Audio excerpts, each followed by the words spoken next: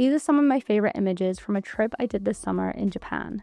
We only had a week, so I really had to jam-pack everything in. We went to Tokyo, Osaka, and we climbed Mount Fuji. But because we did so much, it meant that I didn't really have much time to film. I kind of wanted to go through some of my favorite shots. I did get some behind-the-scenes shots, but I don't know how cohesive they are. So I thought I would just piece them together and talk about them a little bit more casually. So our first stop was Tokyo.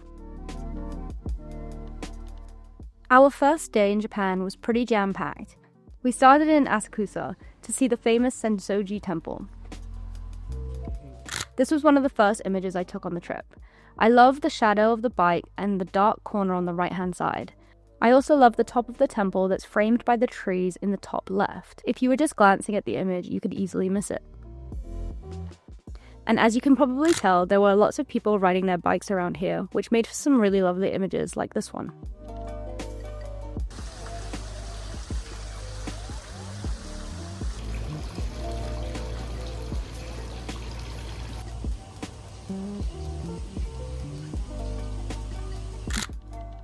We kept exploring around the back of the temple, and I love the images where you just see little hints of the temple rather than the classic touristy images of the whole entire temple. These with the lady walking by really put the building into perspective, because they make her look so tiny and the buildings look so huge.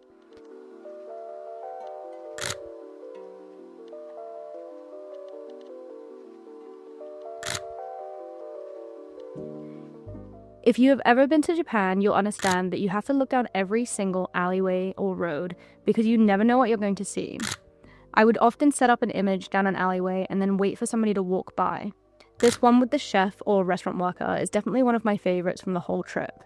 I could see him walking towards us, but I waited until he was in this little patch of light to snap the photo.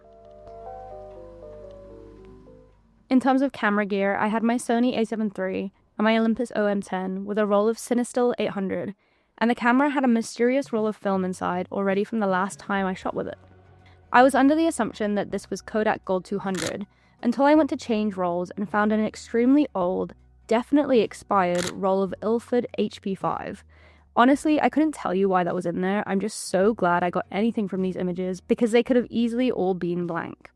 I think the images that I took ironically really lend themselves to be black and white with the contrast, so it's more of a happy accident.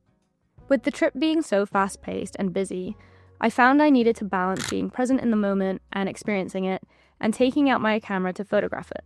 And I found that waiting for trains was a really nice time to stop and take my camera out.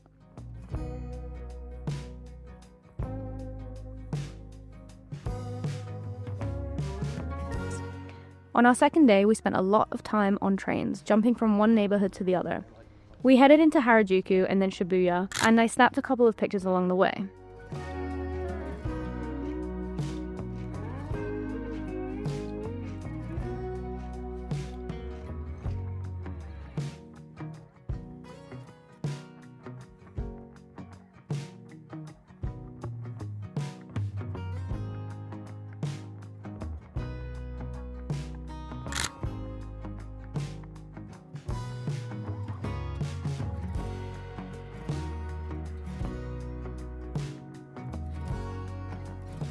We stopped in a Thai restaurant to grab some dinner before going to Golden Gai. I swapped films here because I knew I wanted the Cinestill 800 for this location. In fact, it's the whole reason I brought this film along with me in the first place. I had never shot with a film over ISO 400 before, so I was weirdly nervous. I'm not really sure why I thought it'd be particularly different, but if there was anywhere to try it, it was nighttime in Tokyo.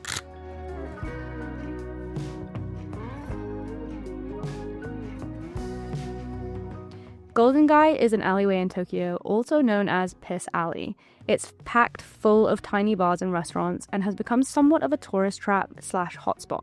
It was so busy, so navigating the streets to get these images was a bit of a mission, and some of the vendors didn't really like you taking their photo, which was totally fair enough.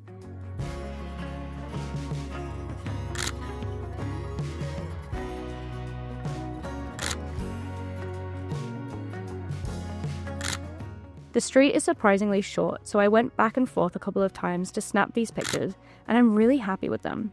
I would definitely buy Cinestill again. I just love the glow on the lights and the colours. I took a fair few pictures through the windows of restaurants, as I loved the way the windows framed people's faces. But my favorite image is definitely this one. The way the image almost splits in half and the guy on the right is framed by the plastic curtain kind of shows two different worlds, the tourist side of Japan and the local side of Japan, with the businessman walking on the left.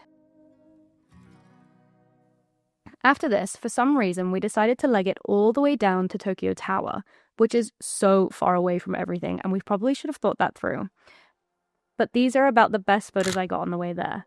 So was it worth it? Probably not.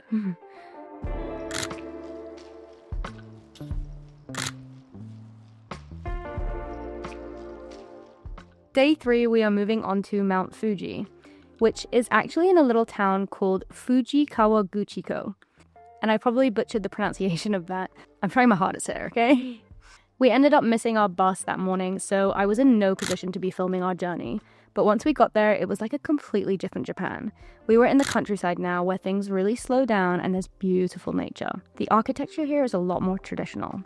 We spent the first day just exploring the streets really and grabbing some photos along the way, because tomorrow we would begin our 2-day trek up Mount Fuji.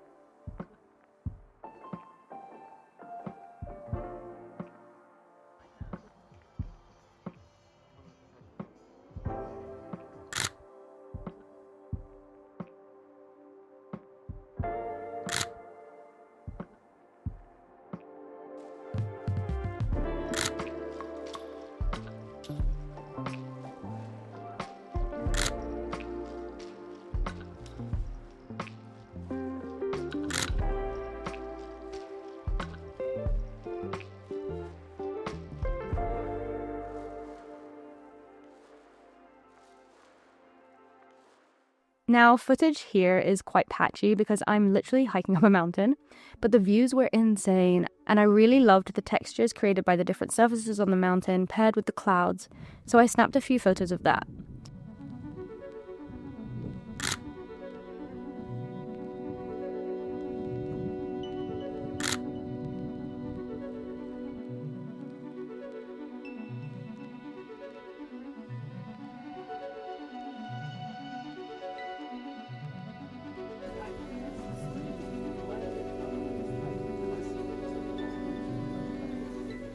Once we got about 80% of the way there, we stopped for the night in a hut, and they gave us incredible curry, and we tried to sleep, although I was surrounded by people snoring, so that wasn't really successful.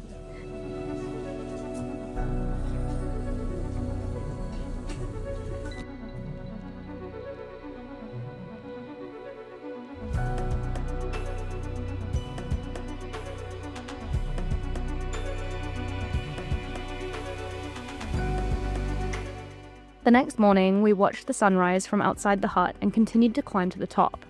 The weather had turned overnight, and we summited Mount Fuji in the clouds and rain, but we really didn't care because we had made it. At the summit of Mount Fuji, there's a little cabin, and I was loving the way the light really dispersed through the windows here.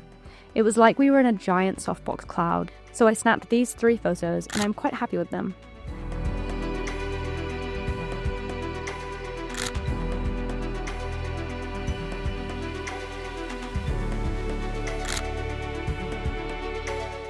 My camera really took a beating up here though, as the wind was just constantly blowing sand into it.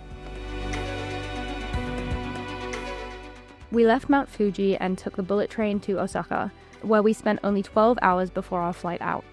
I'm still really glad that we had some time here.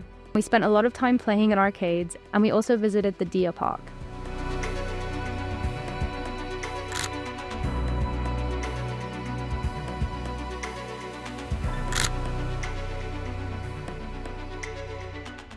These are my final pictures from Japan and some of my favorites, and I hope you love them too.